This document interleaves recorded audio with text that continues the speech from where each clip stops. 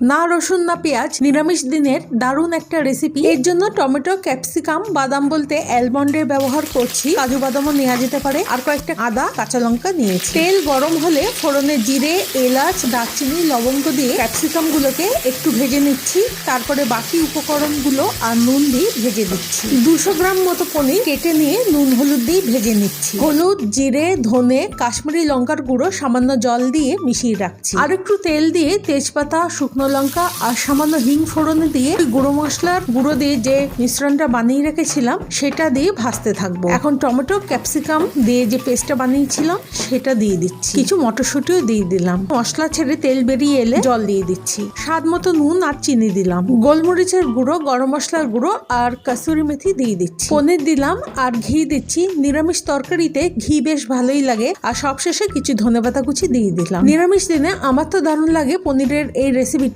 আপনাদের কেমন লাগলো জানাবেন।